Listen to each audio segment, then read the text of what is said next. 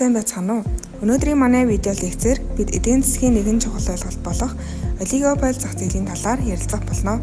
Олигополь зах зээл гэдэг нь цөөн тооны том компаниуд тухайн салбарын зах зээлийн ихэнх хэсгийг өөрийн эзэмшилд байлгадаг бүтэц юм.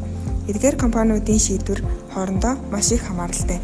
Жишээлбэл нэг компани үн бууруулбал бусад нь дагааж бууруулах, эсвэл өөр стратеги ашиглах шаардлагатай болдог.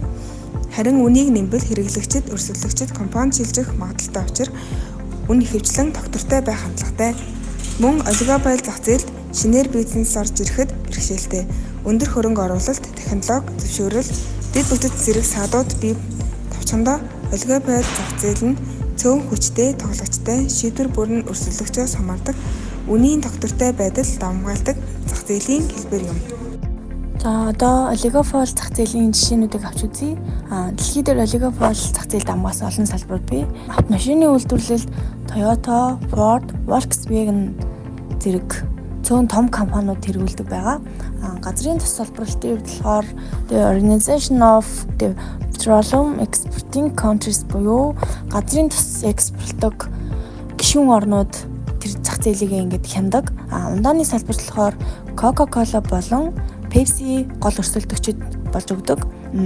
Гар утас болон компьютерийн чип үйлдвэрлэлд Intel, Samsung, Qualcomm зэрэг компаниуд хүчтэй байр суурьтай байдаг.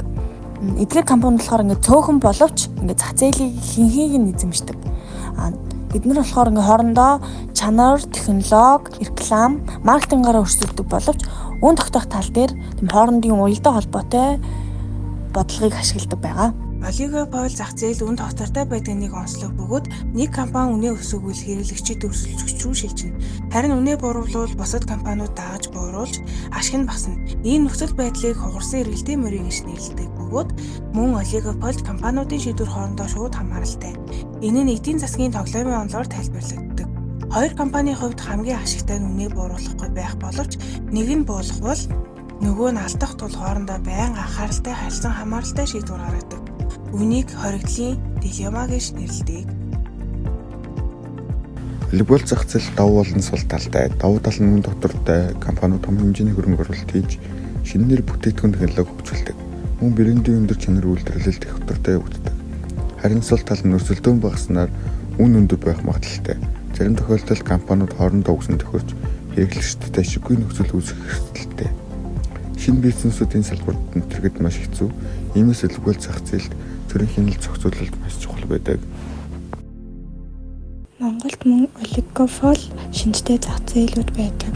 Жишээ нь өөрийн холбооны салбарт Intel, Mobicom, Skytel, G-Mobile гэсэн цөөн компани эзэлдэг.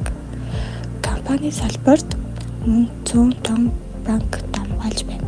Шатхуун түгээх салбарт хэдхэн компани инфор хангалтыг хэмдэг. Эдгээр компаниуд худалдааны стратеги, үн, үйлчилгээний тал дээр бие биедээ шууд нөлөөлдөг.